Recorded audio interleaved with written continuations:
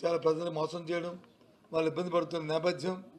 మరి ఎందుకంటే ఎన్నికల ముందు వచ్చి మాట ఇచ్చింది ప్రభుత్వం, 1 పైసా విద్యుత్ ఛార్జీ పెంచము, దాన్ని మేము ఇంకా ధాన్యమైన విద్యుత్ ఇస్తాము అని చెప్పిన నేపథ్యాన్ని చూసా. మరి ఒకసారి తెలియజెప్తూ ఏదైతే పెంచిన ఈ ట్రోప్ ఛార్జీలు 15,000 కోట్ల రూపాయలు ఉన్నా 9,000 కోట్లు 6,000 కోట్లు ఈఆర్సీ ఇచ్చిన ఏదో ఫైండింగ్స్ ఉన్నాయో అది ప్రభుత్వమే చెల్లించాలని, ప్రభుత్వమే దాన్ని సర్దుబాటు చేయాలని, ఇచ్చిన ఆర్డర్ని మరి రోల్ బ్యాక్ చేసుకోవాలని మరి డిమాండ్ చేస్తూ అన్ని ఎస్సీ ఆఫీసులు, అన్ని జిల్లా ఎస్సీ ఆఫీసుల దగ్గరికి వెళ్ళి వాళ్ళకి వినతిపత్రం ఇవ్వాలని మరి నిర్ణయించాం.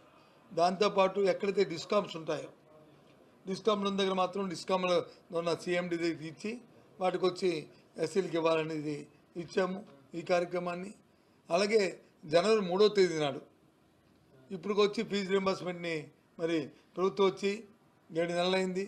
మరి గత ప్రభుత్వంలో ఆగ్రబాద్ ఇవ్వాల్సి వచ్చిన దాన్ని కూడా మరి రిలీజ్ చేద్దామంటే ఎలక్షన్ టైంలో చేయకూడదని అప్పుడున్న మరి ఎలక్షన్ కమిషన్ కానీ లేదు ఇప్పుడు ఈరోజు అధికారంలో ప్రభుత్వాన్ని ఆ రోజు ఎన్నికల్లో పిటిషన్లు పెట్టి దాన్ని ఎవరికంటే ఆఫ్ చేసిన నేపథ్యం.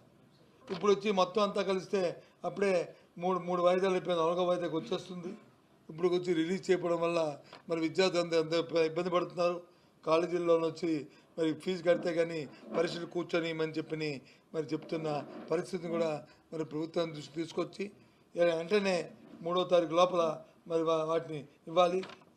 దాని మీద కూడా 3వ తారీఖు నాడు దానికి వారికి ఒక వినతిపత్రం కలెక్టర్కి ఇవ్వాలని, ప్రభుత్వం ఒత్తిడి తీసుకురావాలని మరి ఈ కార్యక్రమాన్ని కూడా మనం ఉద్దేశించిన విషయాన్ని మరి దానికోసం జిల్లాలో ఉన్న అందరూ జిల్లా పార్టీ అధ్యక్షులు, గౌరవ శాసనసభ్యులు, అలాగే గౌరవ శాసనమండలి సభ్యులు, అలాగే గౌరవ పార్టీ ఇన్ఛార్జీలు, ఎంపీపీలు, జడ్పీటీసీలు, జడ్పీ చైర్మన్ గారు, అలాగే ఆయా నియోజకవర్గాల ఇన్ఛార్జీలు అందరం కలిసి కూర్చొని మరి ఇవాళ నిర్ణయం తీసుకొని దాన్ని కార్యక్రమాన్ని విజయవంతం చేయడానికి ఇవాళ సమావేశం పెట్టామన్న విషయాన్ని మరి మీ ద్వారా తెలియజేస్తున్నాము.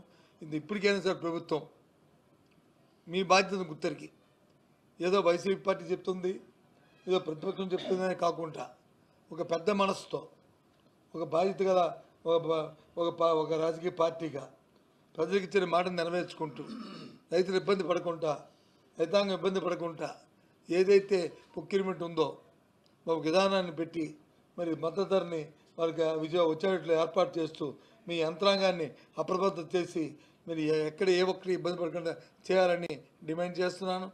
అదే నేపథ్యంలో ఇవాళ కరెంటు ఛార్జీలు కూడా రోల్ బ్యాక్ చేసి ప్రజలకి సౌలభ్యం కల్పించాలని చేస్తున్నాము.